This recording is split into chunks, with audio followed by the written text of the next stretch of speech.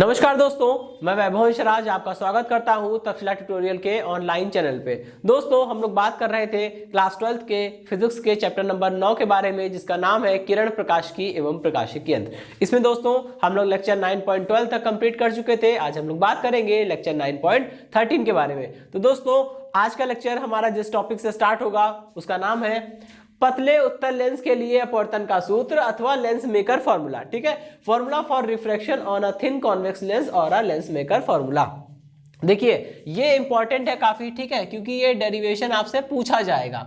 ठीक, अब देखिए इसमें दोस्तों करना क्या होता है, इसमें हमको ये निकालना है कि लेंस समीकरण हम जान गए। ठीक है, लेंस समीकरण हमको पता है कि 1/f is equal to 1/v minus 1/u होती है। ठीक है, लेकिन दोस्तों सारे फॉर्मूले मतलब केवल इसी फॉर्मूले से सारे क्वेश्चन नहीं होने वाले। ठीक है, हमें कुछ और फॉर्मूले की आवश्यकता पड़ेगी। तो उसके लिए हमने किया क्या है, यहां पे देखिए एक लेंस बनाया हुआ है। ठीक है, हमने ये सपोज किया हुआ है कि ये जो लेंस है वो क्या है, वो दो पृष्ठों से मिलकर बना है। ठीक दोस्तों, जैसे दर्पण को हमने आपको बताया था कि दर्पण क्या होते हैं, किसी खोखले गोले को आप काट दीजिए तो जितना कटा हुआ हिस्सा आपको थोड़ा सा मिलेगा वो होगा दर्पण। ठीक है, तो जैसे खोखले गोले को काट के हम दर्पण बनाते हैं, वैसे ही किसी कांच के ठोस गोले को, कांच के किसी ठोस गोले को आप काटिए साइड से, तो जैसा बनेगा, ठीक है, वो होता है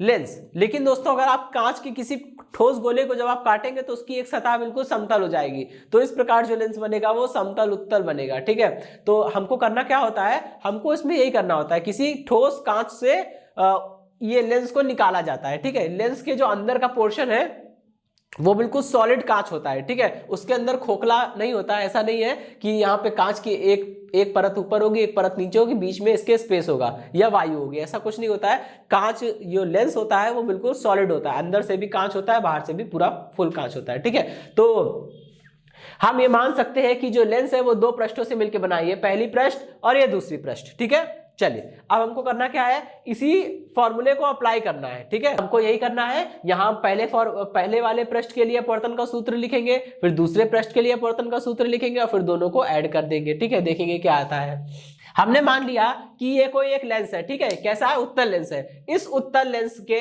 मुख्य अक्ष पर, इस उत्तल लेंस के मुख्य अक्ष पर यहां पे देखिए, पहले मैं आपको एक बात और बताना चाहूंगा। मैंने आपको बताया था कि जैसे ये लेंस है वो दो पृष्ठों से मिलकर बना है। जब एक पृष्ठ के लिए, है ना, जब हम बात करते हैं किसी दर्पण की, तो दर्पण के लिए ध्रुव होता है। ठीक है, क्योंकि वहां पे दर्पण में क्या होता है, केवल एक ही परत होती है। ठीक है, एक ही सरफेस होती है, एक ही पृष्ठ होता है, तो एक ध्रुव होता है और एक वक्रता केंद्र होते हैं। लेकिन दोस्तों यहाँ पे दो पृष्ठ है, ये पहली पृष्ठ, ये दूसरी पृष्ठ। ठीक है, तो यहाँ पे दो दो वक्रता केंद्र होंगे और दो दो ध्रुव होंगे। ठीक है, समझिएगा भाई, प्रकाश जो है वो बाईं ओर से आपतित होगा। जब प्रकाश बाईं ओर से गिरेगा तो जो पृष्ठ पहले पड़ेगी वो पहली पृष्ठ होगी। ठीक है, और जो पृष्ठ बाद में पड़ेगी वो दूसरी पृष्ठ होगी। समझ गए? ओके, तो बाईं ओर से प्रकाश आपतित होगा, जो पृष्ठ पहले पड़ेगी वो पहली पृष्ठ, जो बाद में पड़ेगी वो दूसरी पृष्ठ। तो दोस्तों हम पहली पृष्ठ के लिए बात करें तो पहली पृष्ठ का जो ध्रुव है वो P1 हो गया और दूसरी पृष्ठ का जो ध्रुव है वो P2 हो गया। ठीक, अच्छा, अब दोस्तों आपको पता है कि अगर पहली पृष्ठ ये है तो इसका वक्रता केंद्र भी यही कहीं होगा, इस तरफ होगा। ठीक है, इसका वक्रता केंद्र कहीं इस तरफ होगा, दाईं हाथ की ओर। इसलिए पहली पृष्ठ का वक्रता केंद्र जो C1 है वो दाईं ओर बनाया गया है। ठीक है, और दूसरी पृष्ठ का वक्रता केंद्र जो है वो कहीं बाईं तरफ होगा, इसलिए यहां पे C2 बना दिया गया। ठीक, अच्छा, अब देखिए दोस्तों, यहां पे अभी हमको करना क्या है, हमको यहां पे लेंस को दो पृष्ठों से मिलकर बना हुआ कोई एक निकाय मानना है। हमको मानना है कि लेंस क्या है, दो पृष्ठों से मिलकर बना कोई निकाय है। तो यहां पे हम लोग क्या करेंगे, सारी दूरियां हम लोग ध्रुव से ही नाप रहे हैं, प्रकाशिक केंद्र की कोई भी चर्चा यहां पे भी नहीं कर रहे हैं। ठीक है, अब देखिएगा, अगर हम पहली वाली पृष्ठ की बात करें, ठीक है, तो पहली पृष्ठ से, चलिए दोस्तों, ठीक है, अब हम आपसे बात करते हैं कि ये जो पहली वाली पृष्ठ है, ठीक है, पहली पृष्ठ के ध्रुव से यानी कि P1 से जब आप पहली पृष्ठ के वक्रता केंद्र C1 के बीच की दूरी निकालेंगे तो P1 से C1 के बीच की दूरी हो गई R1। ठीक है भाई, पहली पृष्ठ के लिए सभी चीजों को 1 1 हम बोल रहे हैं। ठीक है, पहली पृष्ठ का ध्रुव P1 हो गया,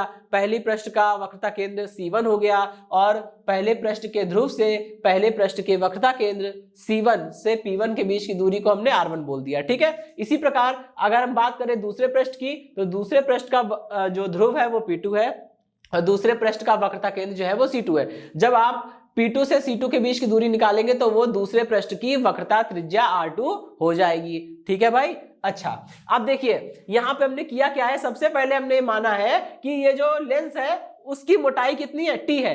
भाई कोई भी लेंस चाहे कितना भी पतला क्यों ना हो, उसकी मोटाई कभी भी 0 तो नहीं हो सकती, इतना तो तय है। ठीक है, कभी भी 0 तो नहीं हो सकती, क्योंकि 0 हो जाएगी तो लेंस बिल्कुल पतला होकर एकदम कागज की तरह हो जाएगा। ठीक है, तो वो चीज हमें अभी नहीं समझना है।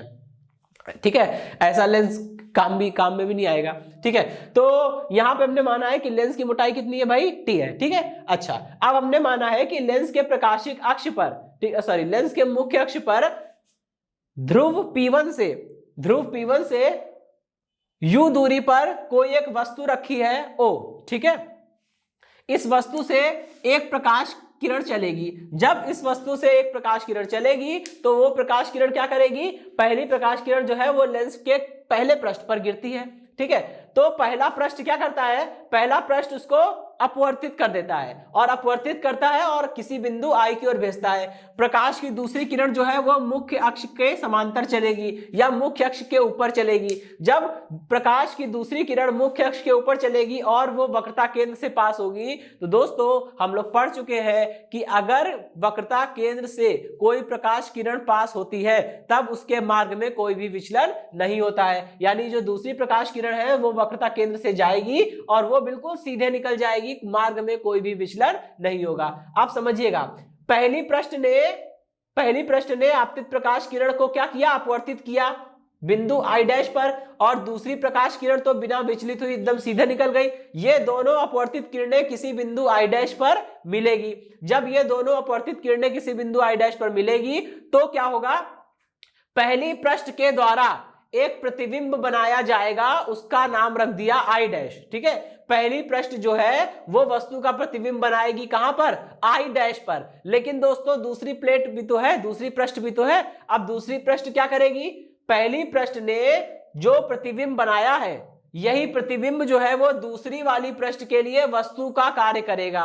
ठीक है, और जब यही प्रतिबिंब दूसरी वाली पृष्ठ के लिए वस्तु का कार्य करेगा तो ये वस्तु हो गई, और ये दूसरा पृष्ठ जो है वो उसका दोबारा प्रतिबिंब बनाएगा किसी बिंदु I' पर। ठीक है, चलिए अब P1 से वस्तु के बीच की दूरी U है और P1 से I', भाई ये जो I' बना है, प्रतिबिंब जो बना है I', ये I' बनाया किसने है, पहली पृष्ठ ने बनाया है। तो I' की दूरी भी तो पहले पृष्ठ से मापी जाएगी। जब I' जो प्रतिबिंब है वो पहली पृष्ठ ने बनाया है तो I' की जो दूरी है वो P1 से ही तो नापी जाएगी। भाई जो पृष्ठ प्रतिबिंब बनाती है उसी पृष्ठ से दूरियां नापते हैं, चाहे वस्तु की हो चाहे प्रतिबिंब की हो। ठीक है, अच्छा भाई चलिए, तो पहली पृष्ठ से यानी P1 से I' के बीच की दूरी कितनी हो गई, B' हो गई। ठीक, अब दूसरी वाली पृष्ठ के लिए यही वस्तु बन गई और ये वस्तु है तो ये वस्तु की दूरी हो गई और ये हो गई भैया प्रतिबिंब की दूरी। क्योंकि जो अंतिम प्रतिबिंब बन रहा है ना दोस्तों, जो प्रतिबिंब अंतिम प्रतिबिंब है वो प्रतिबिंब क्या है, I है। ठीक है, तो हमें इस प्रतिबिंब I से मतलब है, ना कि I' से। I' क्या है, I' तो केवल एक माध्यमिक प्रतिबिंब की तरह कार्य कर रहा है, बीच में बन रहा है। ठीक है, पहली पृष्ठ ने एक प्रतिबिंब यहां पर बनाया और यही प्रतिबिंब जो है, जो आभासी प्रतिबिंब जो यहां पे बन रहा है, यही क्या करेगा, दूसरी वाली पृष्ठ के लिए वस्तु का कार्य करेगा और फिर फाइनल अंतिम प्रतिबिंब जो है बढ़िया सा वो यहां बनेगा। ठीक है, यहां पे समझिए हमने उत्तल लेंस के द्वारा प्रतिबिंब बनने की क्रिया को दो भागों में तोड़ दिया। हमने ऐसा बोला कि लेंस जो है वो दो पृष्ठों से मिलकर बना है, तो लेंस के द्वारा बनने वाला जो प्रतिबिंब होगा वो क्या होगा, पहली पृष्ठ के द्वारा बनने वाले प्रतिबिंब प्लस दूसरी पृष्ठ के द्वारा बनने वाले प्रतिबिंब से ही परिभाषित किया जा सकेगा। तो हमने इसकी पूरी कार्य करने के तरीके को, मतलब उत्तल लेंस कैसे कैसे प्रतिबिंब बनाता है, इस चीज को समझने के लिए हमने इसे टोटल 2 भागों में तोड़ दिया। पहला पृष्ठ प्रतिबिंब बना रहा है, फिर दूसरा पृष्ठ उस प्रतिबिंब को वस्तु की तरह समझकर अंतिम प्रतिबिंब फाइनल आखिरी में बन रहा है। ठीक है, तो चलिए अब दोस्तों देखिए, मैंने जो इसमें व्याख्या दी है, जो जो आपको दिख रहा है आपको वही लिखना है कि माना एक लेंस है, एक उत्तल लेंस है जिसकी मोटाई t है। ठीक है, इस उत्तल लेंस की पहली पृष्ठ का ध्रुव P1 है, दूसरी पृष्ठ का ध्रुव P2 है।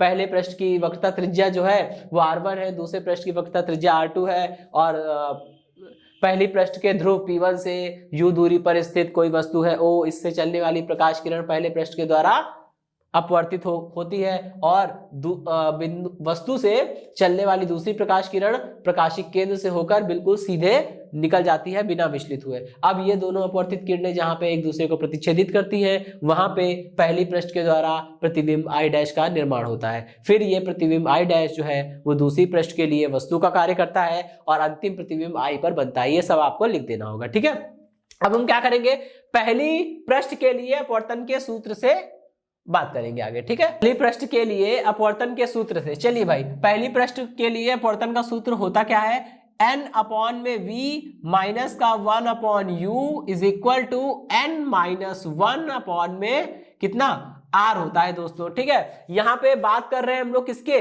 पहले पृष्ठ के लिए। तो दोस्तों यहाँ पे पहले पृष्ठ के लिए यहाँ पे दोस्तों n क्या होता था, n होता था दूसरे माध्यम का पहले माध्यम के सापेक्ष अपवर्तनांक, मतलब सघन का विरल के माध्यम अपवर्तनांक। दोस्तों अगर ये लेंस तो दोस्तों कांच का बना है, ठीक है, ये लेंस किसका बना है, कांच का बना है। अगर इस लेंस के दोनों तरफ हम लोग क्या मान ले दोस्तों, वायु मान ले। सपोज करिए अगर इस लेंस के दोनों तरफ हमने मान लिया कि भाई वायु है, ठीक है, तो वायु का अपवर्तनांक कितना हो गया, Na हो गया। ठीक है, वायु का अपवर्तनांक कितना हो गया, Na हो गया, और इसका अपवर्तनांक कितना हो जाएगा, Ng हो जाएगा। भाई कांच का अपवर्तनांक कितना हो जाएगा, Ng हो जाएगा। चलिए भाई, तो n का मतलब क्या है, n का मतलब होता है दूसरे माध्यम का पहले के सापेक्ष अपवर्तनांक। यहाँ दूसरा माध्यम मतलब प्रकाश किरण जो है वो वायु से निकल के किस में जा रही है, कांच में जा रही है। पहले पृष्ठ को देखिए, पहले पृष्ठ में क्या हो रहा है, प्रकाश किरण जो है वो वायु से निकल के कांच में जा रही है, तो दूसरा माध्यम क्या हो गया हमारा, कांच। और दूसरे माध्यम के अपवर्तनांक को पहले लिखते हैं, इसका मतलब Ng ऊपर लिखेंगे, Na हम लोग नीचे लिखेंगे। ठीक है, ये है n का मतलब ये होता है सघन का विरल के सापेक्ष अपवर्तनांक, कांच का वायु के सापेक्ष अपवर्तनांक। ठीक है, v क्या है दोस्तों, v होता है प्रतिबिंब की दूरी। दोस्तों पहले पृष्ठ के द्वारा जो प्रतिबिंब बन रहा है, देखिए पहले पृष्ठ के द्वारा जो प्रतिबिंब बन रहा है उसकी दूरी कितनी है, v नहीं है बल्कि v डैश है। तो यहां पे हमको क्या करना पड़ेगा, v की जगह पे v डैश रखना पड़ेगा। और 1 अपॉन u क्या होता है, पृष्ठ से वस्तु की दूरी। दोस्तों ये पहले पृष्ठ की बात हो रही है अभी, तो पहले पृष्ठ से वस्तु की दूरी कितनी है, u है, कोई दिक्कत नहीं। इधर आइए, n-1, n भी सही है, -1 भी सही है। r क्या होता है दोस्तों, जिस पृष्ठ के लिए अपवर्तन की बात हम लोग कर रहे हैं उस पृष्ठ की वक्रता त्रिज्या होती है r। ठीक है, हम बात कर रहे हैं पहले पृष्ठ की, तो पहले पृष्ठ की वक्रता त्रिज्या कितनी है, r1 है, तो यहाँ पे क्या रखेंगे, r1 रखेंगे। ठीक है, दूसरे पृष्ठ के लिए अपवर्तन के सूत्र से। चलिए भाई, तो फॉर्मूला क्या होता है, फॉर्मूला होता है n upon v minus 1 upon u is equal to n minus 1 upon में r। ठीक है दोस्तों, अच्छा अब जरा सोचिएगा, जब ये प्रकाश किरण पहले क्या हो रहा था, ये कांच से निकल के वायु से निकल के कांच में जा रही थी, ठीक है, तब तक तो मामला ठीक था। लेकिन अब क्या हो रहा है, अब ये प्रकाश किरण जो है वो कांच से निकल के वायु में जा रही है, बाहर जा रही है ना, कांच से निकल के वायु में जा रही है। और प्रकाश किरण कांच से निकल के वायु में जाएगी तो दोस्तों तब तो काम उल्टा हो गया। ठीक है, जब कांच से निकल के वायु में जा रही है तो दूसरा माध्यम कौन हो गया, वायु हो गई। ठीक है, पहला माध्यम क्या हो गया, कांच हो गया। तब तो हमें अपवर्तनांक क्या लिखना पड़ेगा, तब n का मतलब क्या होता है, n का मतलब होता है कि दूसरे माध्यम का अपवर्तनांक अपॉन पहले माध्यम का अपवर्तनांक, यानी Na अपॉन में Ng, क्योंकि अब दूसरा माध्यम जो है वायु है, पहला माध्यम कांच है। जब प्रकाश किरण कांच से निकल के वायु में जाएगी तो हमें n का मतलब लिखना होगा Na अपॉन में Ng। लेकिन दोस्तों यहाँ मामला तो उल्टा हो जाएगा, तो हम क्या करेंगे, इसको n ना लिख के क्या करेंगे, 1 अपॉन n लिखेंगे। 1 upon n is equal to Ng upon में Na। ठीक है, ये चीज यहाँ पे समझने वाली है। ठीक, तो इसकी जगह क्या लिख देंगे, इसकी जगह लिख देंगे हम लोग n की जगह क्या आ जाएगा, 1/n आ जाएगा। ठीक है, क्योंकि अब क्या हो रहा है, प्रकाश जो है वो कांच से निकल के वायु में जा रहा है, उल्टा काम हो रहा है अब, तो ये हो गया 1/n। दोस्तों वास्तव में n क्या था, n था Ng/Na, लेकिन दोस्तों यहाँ पे हमको क्या रखना है, यहाँ पे हमको चाहिए, यहाँ पे हमको रखना है जब कांच से निकल के वायु में जाएगा प्रकाश तो हमें लिखना है Na/Ng, क्योंकि दूसरा माध्यम हमारा वायु हो गया, पहला माध्यम कांच हो गया। तो दोस्तों हमें Na/Ng की वैल्यू निकालनी है, क्योंकि हमें ये चीज रखनी है, ये नहीं रखना है। तो इसको हम लोग क्या लिख सकते हैं दोस्तों, इसको हम लोग लिख सकते हैं 1/Ng/Na।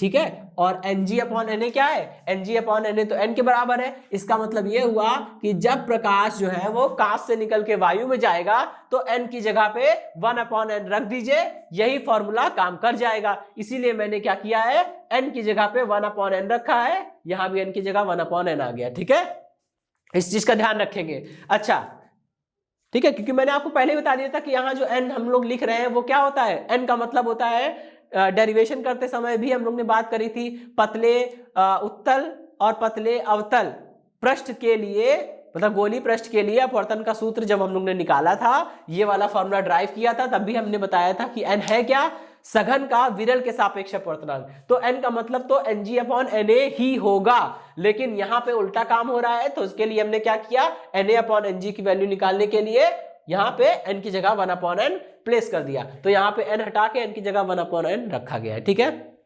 आइए दोस्तों इसको देखते हैं। ये v क्या होता है दोस्तों, v होता है जिस पृष्ठ के द्वारा प्रतिबिंब बनाया गया है उस पृष्ठ से प्रतिबिंब की दूरी। दोस्तों अगर हम बात करें प्रतिबिंब की, तो दूसरे पृष्ठ के द्वारा जो प्रतिबिंब बनाया गया है वो कौन है, I है। तो दूसरे पृष्ठ से जब प्रतिबिंब दूसरे पृष्ठ के द्वारा बनाया गया है तो प्रतिबिंब की दूरी भी दूसरे पृष्ठ से ही नापी जाएगी, और दूसरे पृष्ठ से प्रतिबिंब के बीच की दूरी कितनी है, v है। ठीक है, दूसरे पृष्ठ से प्रतिबिंब के बीच की दूरी कितनी है, v है, यानी P2 से I के बीच की दूरी v है, तो यहाँ पे v लिखा है, कोई दिक्कत नहीं। ठीक है, अच्छा अब आइए यहां पे लिखा है दोस्तों u का मतलब क्या होता है, जिस पृष्ठ के द्वारा प्रतिबिंब बना है उस पृष्ठ की वस्तु से दूरी। हम अभी बात कर रहे हैं दूसरे पृष्ठ के द्वारा बनने वाले प्रतिबिंब की। ठीक है, क्योंकि ये फॉर्मूला जो है वो दूसरे पृष्ठ के लिए लगाया गया है। तो दोस्तों दूसरे पृष्ठ से वस्तु के बीच की दूरी निकालनी है तो क्या करना पड़ेगा, P2 से I' के बीच की दूरी निकालनी पड़ेगी, लेकिन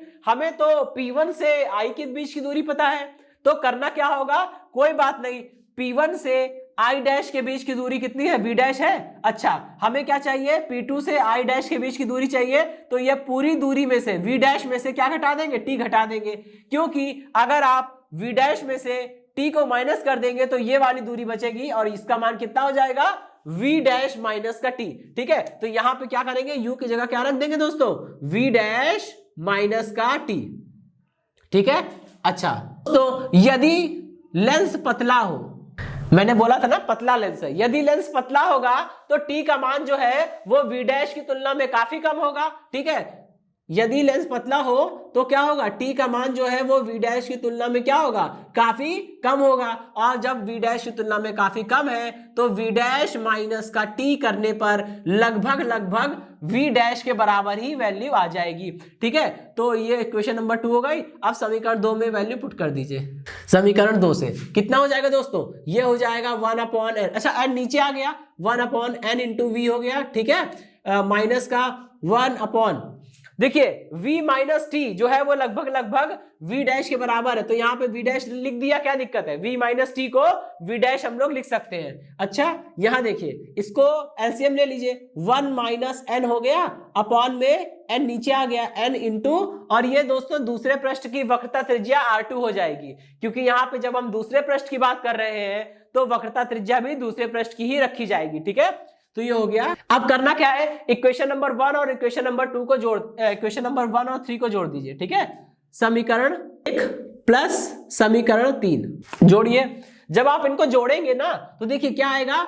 अच्छा अभी रुक जाइए, हमको थोड़ा सा इसमें एक काम और करना है। ठीक है, अभी नहीं जोड़ेंगे, अभी क्या करिए, इसमें दोनों तरफ n से गुणा कर दीजिए। ठीक है, ऊपर नीचे n से गुणा कर दीजिए। जब आप दोनों पक्षों में गुणा करेंगे तो ये हो जाएगा n/nv माइनस का n/v' इज इक्वल टू, यहां भी n से गुणा कर दिया, n1 माइनस n, और ये हो गया nr2। ठीक है, देखिए क्या किया, बाएं पक्ष में n से गुणा किया तो यहां पे n आ जाएगा, अपॉन में n भी ऐसे ही चलेगा, यहां पे n आ जाएगा, अपॉन में v डैश ऐसे ही चलेगा, यहां पे मल्टीप्लाई में n हो गया, n से n कैंसिल हो जाएगा, यहां भी n से n कैंसिल हो जाएगा, कितना बचेगा 1 अपॉन v माइनस का n अपॉन में v dash is equal to 1 minus n। देखिए यहां से मैंने कॉमन भी निकाल लिया है, ठीक है, कॉमन निकाल लीजिए, या चलिए बाद में भी कर लेंगे, कोई दिक्कत नहीं है दोस्तों। यहां देखिए हमने n से मल्टीप्लाई किया है, जितने n ऊपर नीचे मिल रहे थे कट गए, बचा हुआ कितना आया 1 upon v minus n upon v dash is equal to 1 minus n upon में r2। ठीक है, अब इक्वेशन 1 और 3 को जोड़ दीजिए, समीकरण 1 प्लस समीकरण 3 को हम लोग क्या करेंगे, जोड़ेंगे। जोड़ने से क्या होगा देखिए, ठीक, पहले हम लोग इक्वेशन नंबर 1 लिख लेते हैं। इक्वेशन 1 कितनी है दोस्तों, n अपॉन में v डैश, ठीक है, यहां लिख दे रहा हूं, ठीक है। चलिए पहले इक्वेशन नंबर 1 लिखिए, कितना हो जाएगा अपॉन में v डैश, ठीक, माइनस में 1 अपॉन u, ठीक। ये समीकरण 1 का बायां पक्ष लिख लिया। अब समीकरण 3 का भी बायां पक्ष लिख लीजिए, वो क्या है, वो है 1 अपॉन v माइनस का n अपॉन v डैश, ठीक है। अब आइए लिखते हैं हम लोग दायां पक्ष। समीकरण 1 का दायां पक्ष क्या है, n माइनस 1 अपॉन में r1, ठीक है, और इसमें ऐड करना है क्या, ये 1 माइनस n अपॉन में r2। अच्छा देखिए n अपॉन v डैश से n upon v dash cut जाएगा, कितना बचेगा 1 अपॉन v माइनस का 1 upon u is equal to n minus 1 common ले लीजिए, यहां कितना बचेगा 1 अपॉन r1, और यहां से माइनस, पहले देखिए इसको हम लोग माइनस कॉमन लेके लिख सकते हैं n माइनस 1, n माइनस 1 बाहर गया, एक माइनस यहां पे छोड़ जाएगा, ठीक है, ये हो गया 1 upon r1 minus 1 upon r2, ठीक है। अब दोस्तों आपको पता है 1 upon v minus 1 upon u क्या बन गया, लेंस की फोकस दूरी बन जाएगी, यानी 1 upon f is equal to n minus 1, ठीक है, ब्रैकेट में 1 upon r1 minus 1 upon r2। चलिए तो दोस्तों ये है वो लेंस मेकर फॉर्मूला जिसके बारे में हम लोग बात कर रहे थे, ठीक है। तो चलिए दोस्तों ये डेरिवेशन कंप्लीट हुआ, ठीक है, ये डेरिवेशन काफी इंपॉर्टेंट है, एग्जाम में आता है, लॉग में आता है। और इस लेंस मेकर फॉर्मूले को लेंस मेकर फॉर्मूला इसलिए कहते हैं क्योंकि दोस्तों जब हमको लेंस बनाने को कहा जाता है, ठीक है, तो हम लोग इसी फॉर्मूले की सहायता लेते हैं, ठीक। जैसे मान लीजिए जो भी इंसान, आखिर कोई ना कोई तो लेंस बनाता होगा ना, हवा में तो ऐसे मिल नहीं जाते हम लोग को, ठीक है, तो जो भी इंसान लेंस बनाता है वो इस फॉर्मूले की हेल्प लेता है, ठीक है। जैसे मान लीजिए हमने उससे कह दिया कि हमें 60 सेंटीमीटर फोकस दूरी का लेंस चाहिए, तो क्या करेगा वो पहले एक कांच सिलेक्ट करेगा, उस कांच का अपवर्तनांक उसे पता होगा, नहीं पता होगा तो वो कैलकुलेट करेगा, ठीक है। किसी कांच का लेंस बनाने से पहले हम लोग क्या करते हैं, उस कांच के अपवर्तनांक को जानते हैं। जब आपको उस कांच का अपवर्तनांक पता चल जाएगा तो इस फॉर्मूले में n की वैल्यू रख दीजिए, ठीक है। और जैसे हमने आपसे कहा कि ये लो कांच लो और 60 सेंटीमीटर फोकस दूरी का उत्तल लेंस बनाओ, ठीक है, तो आप क्या करेंगे 60 सेंटीमीटर फोकस दूरी चाहिए, ठीक है। तो यहां पे n का मान तो आपको पता होगा उस कांच के लिए, नहीं पता है तो आप पता करिए।